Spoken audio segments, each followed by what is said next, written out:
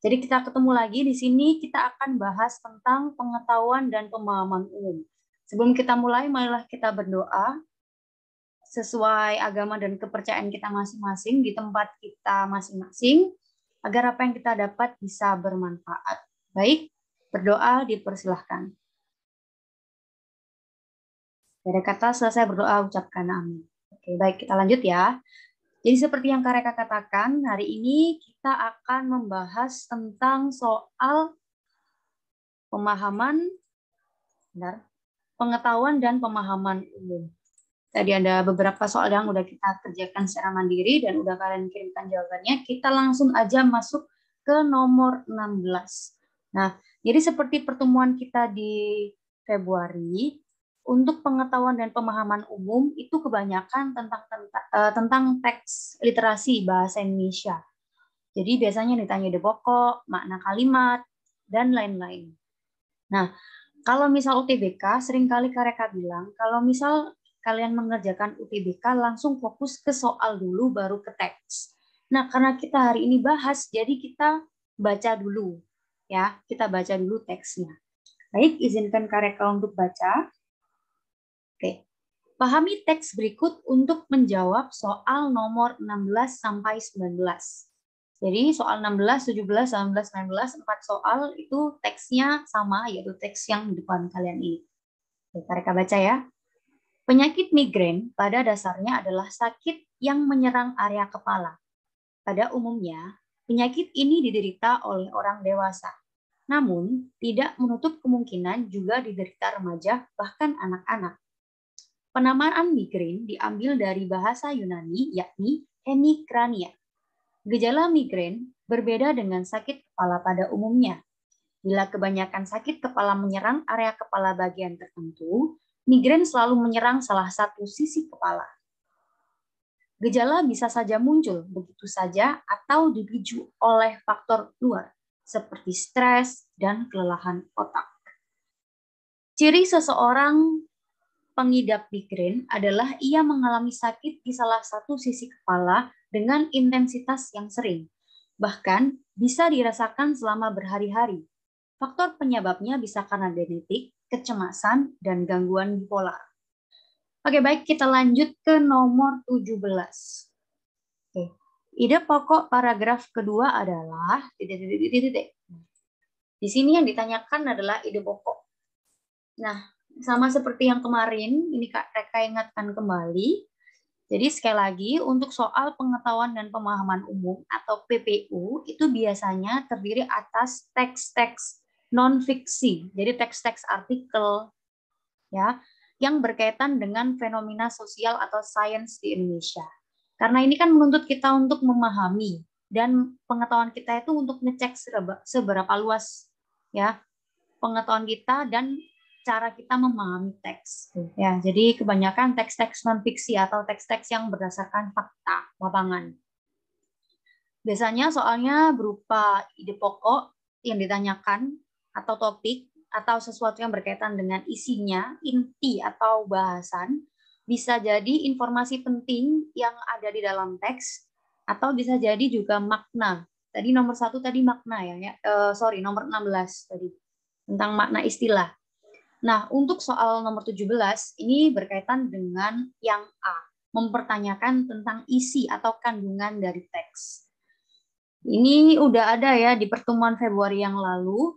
Jadi kalau kita mau cari ide pokok, jadi ide pokok itu adalah pokok pembahasan, inti dari satu paragraf.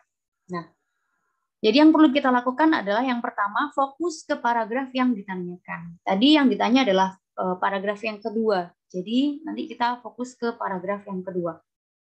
Kemudian cara yang selanjutnya adalah mencari subjek utama.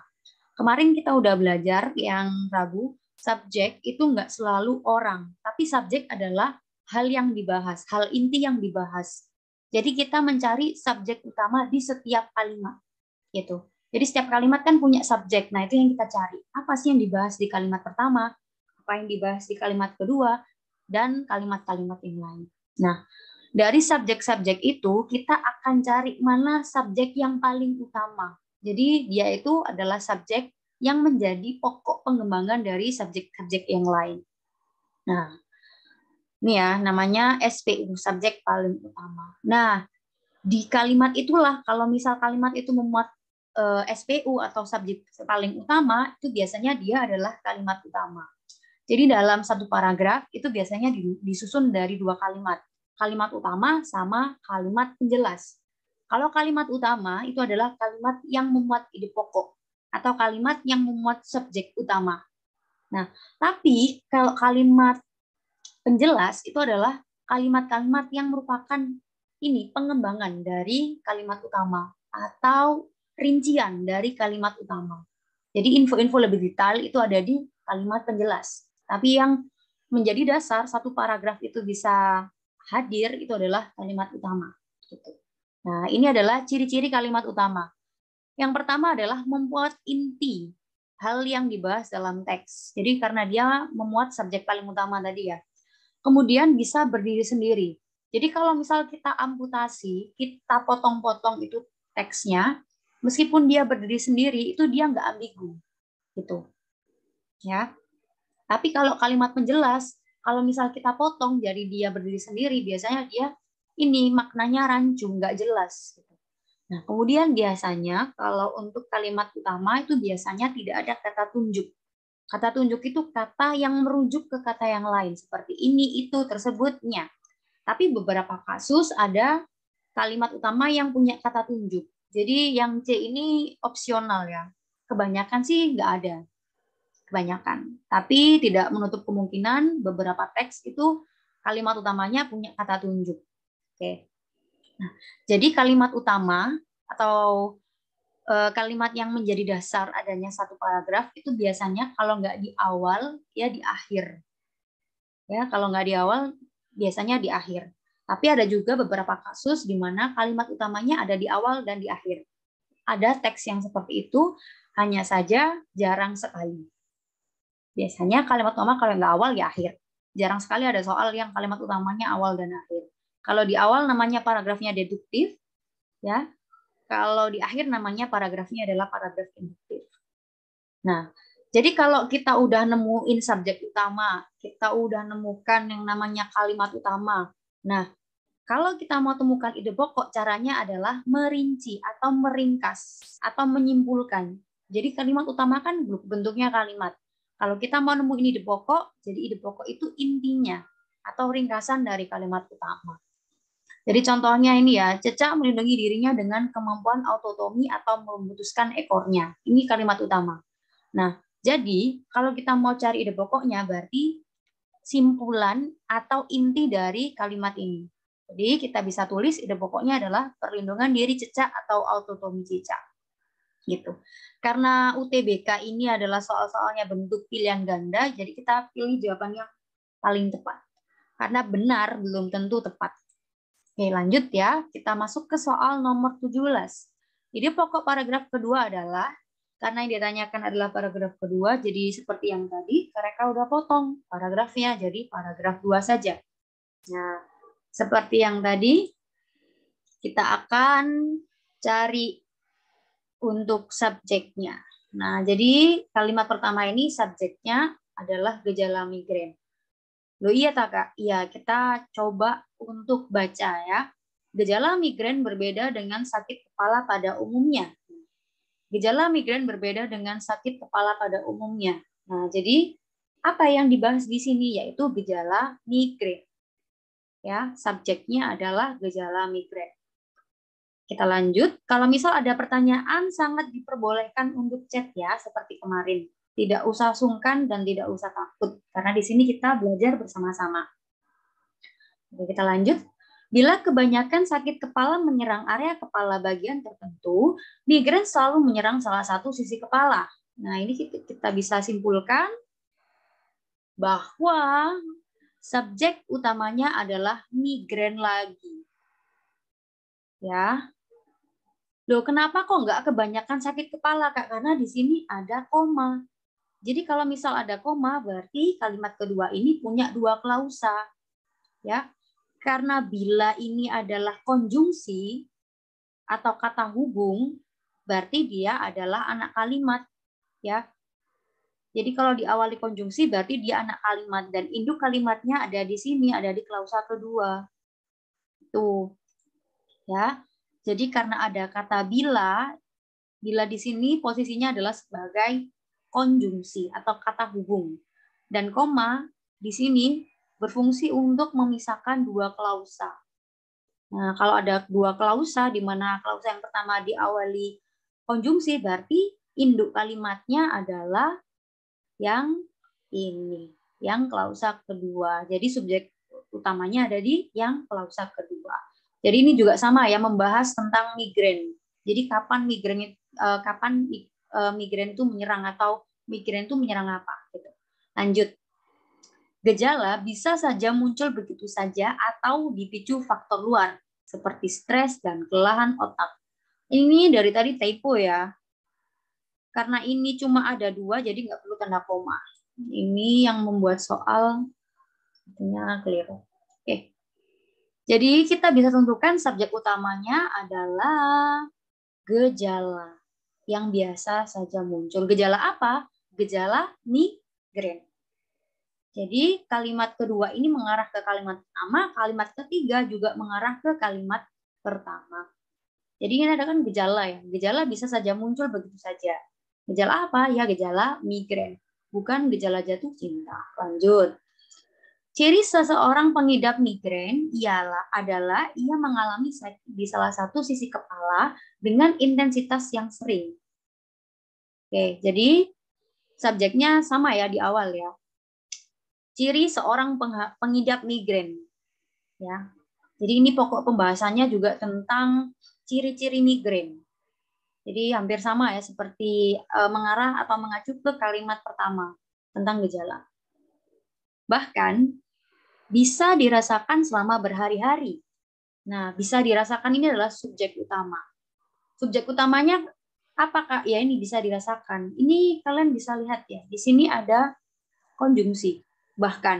Jadi bahkan ini adalah konjungsi penghubung antara kalimat yang ini dengan kalimat yang ini. Jadi sebetulnya ini satu kesatuan, cuma karena panjang jadi dipisah. Nah kalau kita mau pisah pakai konjungsi bahkan. Jadi ini satu kesatuan. Jadi bisa dirasakan itu apa? Yang bisa dirasakan yaitu gejala migrain. Ya. Bahkan bisa dirasakan sama berlari. Yang bisa dirasakan apa? Gejala migrain. Faktor penyebabnya bisa karena genetik, kecemasan, dan gangguan bipolar. Nah, kita bisa simpulkan kalau subjek utamanya adalah gejala migrain. Karena apa? Di sini ada kata tunjuknya. Faktor penyebab apa? Penyebab gejala migrain. Karena itu, kita bisa tentukan bahwa subjek utama atau pokok bahasan dalam satu teks paragraf ini adalah gejala migrain. Jadi kalimat utamanya ini ya, kalimat pertama, dan ide pokoknya kita bisa bandingkan karena ini karena kalimat utama kan karena ide pokok itu kan inti dari kalimat utama. Nah, kalimat utamanya kan kalimat pertama. Jadi kita bisa simpulkan kalau ide pokoknya adalah gejala migrain. Karena sekali lagi, ide pokok adalah inti dari kalimat utama. Paragraf kedua ini adalah paragraf deduktif, di mana ide pokoknya ada di awal paragraf. Oke, sampai sini mungkin kalau ada pertanyaan bisa chat ya. Kenapa kok nggak yang B, C, D, E? Karena ini yang B, C, D, E bukanlah inti dari kalimat utama. Yang inti dari kalimat utama adalah yang ini, gejala migrain. Kalau perbedaan ini ada di teks yang lain ya, ada di kalimat-kalimat yang lain. Oke, baik kita lanjut. Nomor 18. Kelemahan paragraf kedua adalah, nah, jadi kalau misal kita diminta untuk mencari kekuatan atau kelemahan, mau nggak mau kita harus baca keseluruhan ya teksnya. Tapi kita bacanya harus cepat dan tepat. Jadi meskipun kalian bacanya cepat, tapi kalau misal kalian itu nggak fokus, atau kalau misal itu ada yang kelewatan, atau bacanya asal-asalan, itu akan menimbulkan dampak. Jadi akhirnya salah jawab. Jadi sekali lagi kalau ada soal yang menanyakan tentang kekuatan atau kelemahan suatu teks atau paragraf, jadi kita mau nggak mau kita harus baca cepat dan tepat. Nah, biar nggak kebanyakan baca, kita bisa langsung ke opsinya. Jadi kita bandingkan. Ya, opsi ini apakah ada di sini, opsi ini apakah ada, dan yang lain-lain. Gitu. Oke, kita bandingkan langsung aja. Yang E dulu ya. Jadi paragraf kedua tidak berkaitan dengan paragraf pertama. Seperti yang udah kita bahas ya, paragraf kedua. Nah, ini kan ide pokoknya adalah gejala migrain. Nah, kita bandingkan apakah ide pokok dari paragraf 1, paragraf 2 itu berkaitan atau tidak. Gitu. Oke, kita baca yang paragraf pertama ya, kita tentukan ide pokoknya. Penyakit migrain pada dasarnya adalah sakit yang menyerang area kepala. Jelas, subjek utamanya adalah penyakit migrain. Pada umumnya penyakit ini diderita oleh orang dewasa. Ada kata ini. Ini penyakit apa? Penyakit migrain. Mengarah ke kalimat pertama. Namun, ini konjungsi ya. Penghubung ini dan ini. Ya, namun, tidak menutup kemungkinan juga diderita remaja bahkan anak-anak. Oke. Ini juga ada migrain lagi. Jadi di sini ada konjungsi namun. Jadi namun ini menyatakan pertentangan antara kalimat 2 dan kalimat ketiga. Jadi kalau kalimat kedua dijelaskan migrain itu menyerang dewasa, tapi ternyata itu juga bisa menyerang remaja atau anak-anak. Jadi namun di sini sebagai konjungsi atau kata hubung yang menyatakan pertentangan antara kalimat 2 dan kalimat 3. Lanjut. Juga diderita, apa yang diderita? Ya, penyakit migrain. Penamaan migrain diambil dari bahasa Yunani, yakni hemikrania. Nah, jadi sama, jadi ide pokoknya adalah penyakit migrain. Nah, jadi paragraf 1 adalah membahas penyakit migrain secara umum, ya, secara umum misal menyerang siapa, namanya berasal dari mana. Jadi ini informasi tentang migrain secara umum, sedangkan paragraf kedua itu tentang gejala-gejala migrain. Jadi ini berkaitan ya, karena sama-sama membahas migrain. Jadi yang E ini kurang tepat. Oke, D. Seluruh kalimatnya tidak berkaitan. Enggak ya, jadi kita menemukan setiap kalimat yang ada di sini berkaitan ya, bahkan ada ini, apa namanya, konjungsi. Oke, jadi beberapa part atau beberapa bagian ada konjungsi, berarti itu kan berkaitan. Jadi ini juga salah. Tidak memiliki kalimat penjelas. Ini jelas-jelas salah ya. Karena yang namanya paragraf itu harusnya tersusun minimal 2 sampai 3 kalimat. Satu paragraf minimal tersusun dari 2 sampai 3 kalimat. Nah, kalau ada lebih dari satu, otomatis satu kalimat itu adalah kalimat utama, kalimat yang lainnya adalah kalimat penjelas. Jadi yang C jelas-jelas salah. Ya, jadi kalimat penjelas seperti yang Kak Reka udah jelaskan tadi, yaitu kalimat yang merupakan pengembangan atau kalimat yang merinci kalimat utama. Ini salah. Terdapat 2 gagasan. Nah, 2 gagasan itu maksudnya ide pokok. Nah, ini kan kita udah tahu ya, ide pokok paragraf kedua hanya 1, yaitu di awal. Sedangkan ide pokok paragraf pertama hanya 1, yaitu di awal. Nah, yang ditanya ini adalah kelemahan paragraf kedua. Paragraf kedua hanya punya 1 gagasan, yaitu gejala migrain. Jadi ini salah. Oke. Next, ada yang terakhir ya, mau nggak mau kita jawab A ya. Terdapat kalimat sumbang. Ini udah pernah kita bahas di Februari ya. Jadi kalimat sumbang itu adalah kalimat yang bertentangan dengan gagasan utama atau kalimat yang nggak sinkron gitu loh. Kalau misal kalimat yang lain itu ke barat, dia ke utara atau dia bahkan ke timur gitu. Ya. Dan sekali lagi kalimat sumbang, kalau suara kan sumbang itu fales gitu ya. Nah, kalau kalimat itu juga ada kalimat sumbang. Jadi kalimat yang melenceng atau kalimat yang nggak membahas gagasan pokok atau ide pokok gitu. Nah, kita cek ya di paragraf kedua apakah ada kalimat sumbang. Kita cek. Dan Kak Reka menemukan 3 kalimat terakhir. Jadi kalian bisa fokus ke kalimat yang Kak Reka garis bawahi merah. Jadi yang merah ini adalah contoh kalimat sumbang. Loh Kak, kok bukannya ini nyambung ya sama kalimat utamanya paragraf kedua.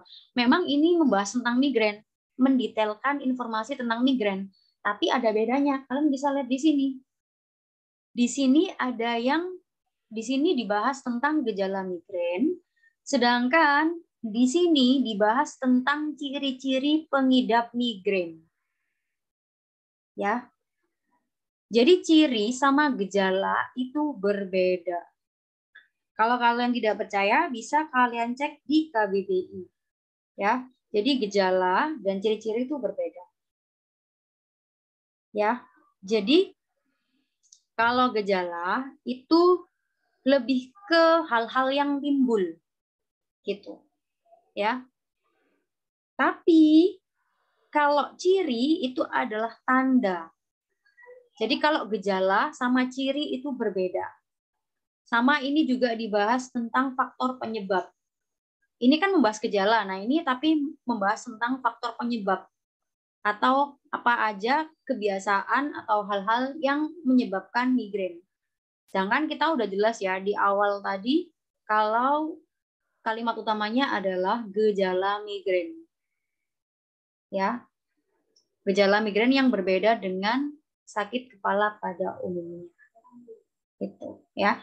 Jadi jawaban yang tepat adalah yang A. Karena terdapat kalimat sumbang yang mana? Ya ini loh, terutama yang terakhir. Faktor penyebab migrain. Jadi ini bertentangan dengan ide pokok. Karena ide pokoknya ini berkaitan dengan gejala, sedangkan ini dibahas tentang faktor penyebab. Jadi kalau misal kita mau bahas faktor penyebab, kita bisa buat paragraf baru gitu. Jadi biar nggak bertentangan sama ide pokok. Tuh. Lanjut ya, nomor 19. Hubungan antar paragraf teks, ini bukan di atas teks tersebut adalah, nah, jadi yang di sini yang ditanya adalah hubungan. Jadi nggak hanya kalian yang punya hubungan, teks itu juga punya hubungan. Nah, kalau misal ditanya hubungan, kita langsung garis bawahi opsi-opsi yang ada di soal nomor 19.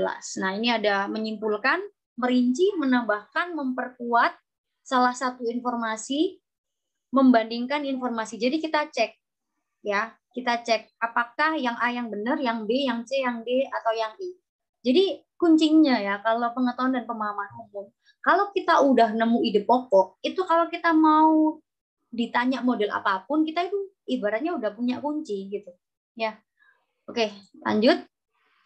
Jadi tadi kita udah bahas untuk paragraf kedua membahas tentang gejala migrain. Paragraf pertama membahas penyakit migrain secara umum, ya. Nah, jadi kita bandingkan hubungan mana ini yang cocok dengan teks ini, ya, yang sesuai antara opsi-opsi ini sama yang sesuai dengan yang di teks. Oke, silakan kalian tadi jawabnya apa? Bisa chat Kareka. Oke, ada yang jawab apa ini? C. Oke, terima kasih atas responnya. Ada yang D juga. Oke, baik. Terima kasih bagi yang chat. Nah, jadi kita langsung aja. Jawabannya adalah yang C, yaitu menambahkan informasi. Kenapa? Karena di paragraf 1 itu dibahas tentang penyakit migrain secara umum. Sedangkan paragraf kedua itu membahas gejala migrain. Jadi informasi lanjutannya. Ya. Kak, kok nggak merinci? Kalau merinci, ya, berarti paragraf kedua itu membahas sama penyakit migrain. Gitu. Kalau merinci kan pembahasannya sama, cuma lebih banyak gitu kan. Nah, jadi bukan merinci. Kalau menyimpulkan itu berarti ide pokoknya ya sama, yaitu tentang penyakit migrain, cuma lebih singkat aja penulisannya. Nah, yang D, memperkuat salah satu informasi pada kalimat di paragraf pertama. Ya, enggak juga ya. Karena apa? Ini adalah gejala migrain. Dan ini tentang pengertian atau informasi umum tentang migrain. Jadi berbeda. Kemudian yang E, membandingkan informasi. Jadi ini kita nggak membandingkan informasi. Biasanya kalau teks yang membandingkan informasi itu biasanya dimunculkan data. Misal di SDA, itu minat bacanya sekian. Kalau paragraf kedua itu di SD yang B, minat bacanya sekian. Jadi ada keterkaitan ya. Ini nggak membandingkan, tapi ini menambahkan informasi. Nah, sekali lagi, paragraf pertama membahas secara umum. Kalau yang kedua, ini adalah lanjutan atau informasi tambahan tentang gejala migrain. Jadi jawabannya adalah C. Kita lanjut. ke nomor 20 sampai 25. Mereka baca ya. Pemerintah didesak untuk meninjau kebijakan pembelajaran jarak jauh. Pembelajaran jarak jauh banyak dikeluhkan baik oleh siswa, guru, dan orang tua. Banyak yang menilai praktiknya ketika sistem ini dijalankan, pembelajaran menjadi tidak efektif. Banyak murid yang merasa kesulitan menyerap materi dengan sistem seperti ini. Namun, perlu diketahui, pemberlakuan sistem belajar jarak jauh memiliki sejumlah dasar. Kemendikbud sendiri menyebutkan sejumlah alasan mengapa pembelajaran jarak jauh dilakukan. Salah satu alasannya tentu karena situasi belum memungkinkan untuk belajar seperti biasanya, karena COVID-19 masih menjadi pandemi. Alasan lainnya adalah Kemendikbud tidak mau ambil resiko jika anak-anak harus tertular hanya gara-gara mereka belajar di sekolah. Kita lanjut. Nomor 20, kita fokus ke pertanyaannya. Pernyataan mana yang sesuai dengan isi teks tersebut? Oke, kita langsung bahas ya. Yang A. Pemerintah akan meninjau kembali, pemerintah akan untuk meninjau kebijakan pembelajaran jarak jauh. Ini jelas-jelas salah ya. Ini kalimatnya udah rancu ya. Mungkin ini maksud penulisnya adalah pemerintah akan meninjau kembali kebijakan pembelajaran jarak jauh. Mungkin itu ya maksudnya ya. Oke, kita bandingkan. Nggak tepat ya, salah ya. Karena di sini yang ada di teks adalah pemerintah didesak.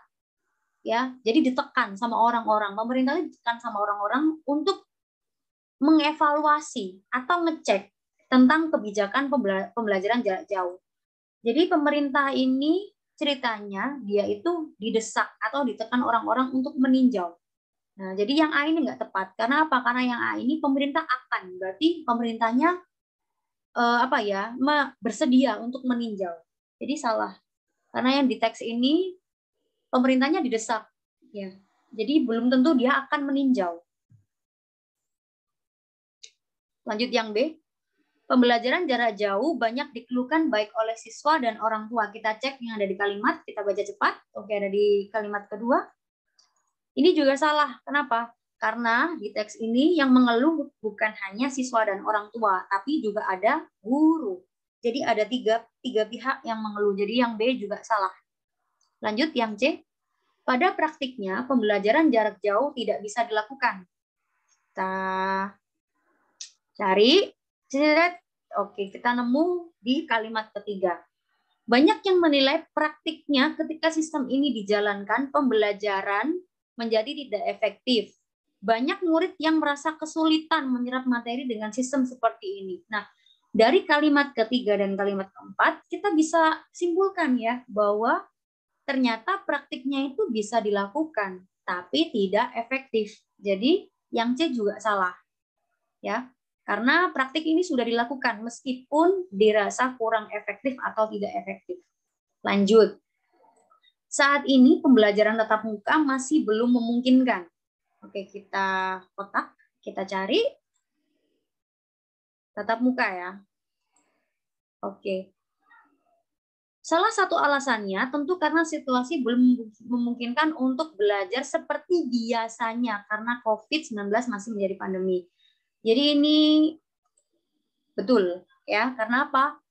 Karena di teks ini yang belum memungkinkan adalah pembelajaran tatap muka. Kalau pembelajaran dari jarak jauh itu yang diterapkan. Jadi jawaban yang benar adalah yang D. Yang E Kak nggak dibahas, coba kita bahas. Anak-anak jika belajar di sekolah akan terkena COVID. Nah ini istilahnya jawaban ini ngejudge sekali ya. Jadi ya resikonya ada. Cuma kalau yang E ini pasti tertular. Jadi yang E juga salah. Oke ya, lanjut ke nomor 21. Kesimpulan berupa tanggapan yang tepat berdasarkan teks tersebut adalah, jadi kesimpulan itu adalah intinya. Nah, tapi kita diminta untuk memberikan tanggapan. Jadi kalau tanggapan itu bisa berupa kritik, saran. Nah, jadi kita mencari ya kesimpulan yang ada di sini. Oke. Kita baca. Untuk menentukan tanggapan, perlu ditemukan masalah utama pada setiap paragraf. Masalah utama biasanya terdapat di kalimat utama.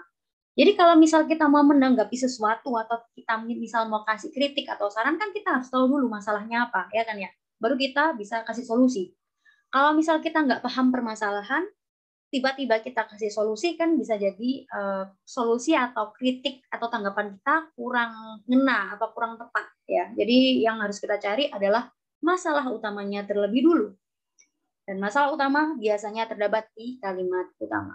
Kita bahas di kalimat atau di paragraf yang pertama, ini tadi ide pokoknya ada di kalimat pertama, kita garis bawahi. Jadi masalahnya di sini adalah pemerintah didesak untuk meninjau kebijakan pembelajaran jarak jauh. Jadi masalahnya ada di siapa? Masalahnya di sini adalah pemerintah yang ditekan oleh siswa, guru, dan orang tua untuk meninjau atau mengawasi atau melihat atau mengevaluasi apakah kebijakan pembelajaran jarak jauh itu sudah efektif atau belum. Jadi ini masalahnya di sini ya. Lanjut ke paragraf yang kedua. Ya. Tadi sama, ide pokoknya ada di awal. Namun perlu diketahui pemberlakuan sistem belajar jarak jauh memiliki sejumlah dasar. Nah, jadi di sini ada pertentangan ya. Ada kata namun, ya.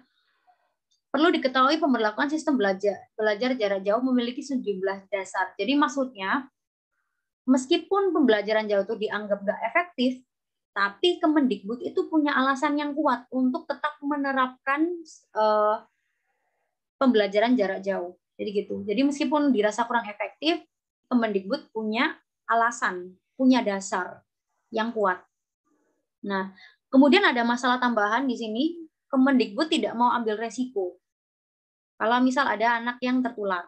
Nah, jadi kita bisa temukan masalah di paragraf pertama adalah pemerintah memiliki dasar melakukan pembelajaran jarak jauh dan tidak ingin ambil resiko kalau misal ada yang tertular. Gitu. Nah, jadi kita bisa simpulkan yang pertama, kedua, ketiga, keempat, dan kelima bahwa jawabannya adalah C. Meskipun kurang berjalan dengan baik, kebijakan Kemendikbud dibuat demi kebaikan bersama. Next. Loh Kak, kenapa kok nggak yang A? Kita baca ya. Masyarakat seharusnya paham akan kebijakan Kemendikbud. Jadi ini kesimpulan berupa tanggapan ya. Ya. Jadi tanggapan berdasarkan masalah satu dan masalah yang kedua. Jadi kita harus kita harus bijak. Kita nggak boleh cenderung membela pemerintah atau membela masyarakatnya. Jadi kita harus memposisikan diri sebagai pembaca yang objektif. Jadi tanggapannya yang A ini jelas ya. Kita menyalahkan guru, orang tua, dan siswa. Jadi nggak tepat. Kemendikbud seharusnya meninjau kembali kebijakan belajar jarak jauh. Ya ini benar kalau misal masalahnya yang paragraf 1 doang. Tapi perlu diingat, kalau kita tanggapan ini berarti dua-duanya. Karena di paragraf kedua ini dijelaskan alasannya, jadi yang B ini juga kurang tepat. Karena apa? Karena si pemerintah atau Kemendikbud ini punya alasan yang kuat. Yang D, anak-anak jika ingin selamat harus mulai terbiasa dengan sistem pembelajaran jarak jauh. Jadi ini bukan tanggapan yang tepat. Karena apa? Karena terkesan kalau misal mau nggak mau, ya kalau mau selamat ya harus pembelajaran jarak jauh gitu. Jadi ini terlalu tidak objektif. Yang terakhir, kebijakan ini sudah tepat, tinggal dipahami dan dijalankan dengan baik. Nah ini juga ya, kita terlalu memihak ke Kemendikbudnya atau ke pemerintah. Jadi kalau tanggapan itu kita harus objektif. Ya, dan disampaikannya juga harus dengan bahasa yang sopan. Jadi jawaban yang tepat adalah yang C. Meskipun kurang berjalan dengan baik, kebijakan Kemendikbud dibuat demi kebaikan bersama. Jadi ya meskipun kita protes atau apa, ya ternyata kebijakan ini dibuat untuk apa? Untuk biar kita semua sama-sama enak. Ya, gitu. Lanjut, nomor 22. Gagasan utama teks paragraf kedua adalah, nah di sini tadi kan ada 2 paragraf. Seperti tadi, karena yang tanya adalah paragraf kedua, kita langsung ke paragraf yang kedua. Ini tadi udah sempat Kareka bahas ya, ada di awal ya. Tapi nggak apa-apa kita bahas lagi yang lebih detail. Kareka baca. Namun perlu diketahui, pemberlakuan sistem belajar jarak jauh memiliki sejumlah dasar. Kemendikbud sendiri menyebutkan sejumlah alasan mengapa pembelajaran jarak jauh dilakukan. Salah satu alasannya tentu karena situasi belum memungkinkan untuk belajar seperti biasanya karena COVID-19 masih menjadi pandemi. Alasan lainnya adalah Kemendikbud tidak mau ambil risiko jika anak-anak harus sekolah hanya gara-gara mereka belajar di sekolah. Oke. Seperti tadi, kalau kita mau cari gagasan utama, kita cari subjek utamanya ya. Jadi subjek yang kalimat pertama adalah pemberlakuan sistem belajar jarak jauh. Yang kedua sama, pembelajaran jarak jauh. Yang ketiga, alasannya apa? Alasan dilakukan pemberlakuan sistem belajar jarak jauh. Ada kata tunjuknya di sini yang dimiliki atau yang mengarah ke sistem belajar jarak jauh. Dan kalimat yang terakhir, alasan lainnya. Alasan apa? Alasan untuk menerapkan sistem pembelajaran jarak jauh. Jadi karena semua subjek yang ada di setiap kalimat ini mengarah ke kalimat yang pertama, jadi kita bisa simpulkan bahwa gagasan utamanya ada di awal, ya, yaitu dasar kebijakan pembelajaran jarak jauh. Nah, ini bisa karena apa? Karena gagasan utama tadi inti dari kalimat utama. Namun perlu diketahui pemberlakuan sistem belajar jarak jauh memiliki sejumlah dasar. Jadi apa? Gagasan utamanya adalah dasar kebijakan atau dasar dibuatnya kebijakan pembelajaran jarak jauh. Gitu. Ya. Ini jadi salah semua ya. Karena semuanya mengarah ke awal. Lanjut. Oke. Ke nomor 23. Kata pandemi bermakna, kita cari ya mana yang kata pandemi. Oke. Ada di kalimat ini ya, salah satu alasannya tentu karena situasi belum memungkinkan untuk belajar seperti biasanya karena COVID-19 masih menjadi pandemi. Masih menjadi pandemi. Nah, ini antara A, B, C, D, E sama seperti genetik tadi ya, hampir mirip. Nah, jadi jawaban yang tepat untuk kata pandemi adalah yang A. Jadi pandemi itu kalau berdasarkan KBBI adalah penyakit yang mewabah ke berbagai negara. Jadi kalau misal kita ganti ya, kita ganti kata pandemi berarti paragrafnya seperti ini. Salah satu alasannya tentu karena situasi belum memungkinkan untuk belajar seperti biasanya. Karena COVID-19 masih menjadi penyakit yang mewabah ke berbagai negara. Jadi gitu. Ya. Jadi bukan hanya penyakit yang pernafasan aja, pokoknya ketika penyakit itu mewabah ke banyak negara itu bisa disebut sebagai pandemi. Ya, kita lanjut. Nomor 24. Paragraf yang tepat untuk menjadi paragraf ketiga adalah, nah, jadi paragraf yang tepat untuk melanjutkan paragraf 1 dan 2 ini adalah paragraf yang apa ya? Yang berkaitan dengan paragraf 1 dan paragraf 2. Nah, paragraf yang pertama ini sudah membahas tentang pemberlakuan kebijakan belajar jarak jauh. Sedangkan paragraf yang kedua tadi kita udah membahas tentang alasan kenapa pemerintah ini masih mempertahankan kebijakan pembelajaran jarak jauh. Jadi yang pertama ini adalah tentang kebijakan pembelajaran jarak jauh, ya, keefektifannya atau tentang keluhan-keluhannya, ya. Yang kedua ini tentang alasan masih ditetapkannya pembelajaran jarak jauh. Jadi paragraf yang tepat adalah strategi agar pembelajaran jarak jauh optimal. Jawabannya A. Kenapa enggak yang B, Kak? Pandangan ahli terkait belajar yang tepat. Jadi kalau misal kita yang B, ini apa ya? Ya memang bisa sih, tapi kan sekali lagi kalau misal kita mau melanjutkan paragraf kan harus berkaitan dengan paragraf 1 sama paragraf 2. Karena udah detail, paragraf 1, 2 itu membahas pembelajaran jarak jauh, ya kalau kita misal kita cari atau kita buat paragraf B terkait belajar yang tepat, ini malah nanti masalahnya meluas. Jadi kita nggak nemu solusi akhirnya di dalam satu teks itu. Ya, jadi terlalu umum kalau yang B ini. Akhirnya teks itu menjadi rancu dan tidak ada penyelesaiannya. Ya, gitu. Terus ya kalau yang C, paparan alasan mengapa belajar harus di sekolah. Itu jelas-jelas salah. Karena apa? Karena jelas ya, kalau yang di sini tadi udah ada alasannya. Jadi kalau misal kita yang C itu berarti kita akan menimbulkan masalah lain di dalam satu teks. Jadi teks itu nggak selesai. Yang D itu nggak penting ya, rincian pasien COVID ini sekali lagi membahas tentang sistem pembelajaran jarak jauh. Oke, yang E sama seperti yang B, kalau misal kita paragraf ketiganya pakai yang E itu terlalu melebar.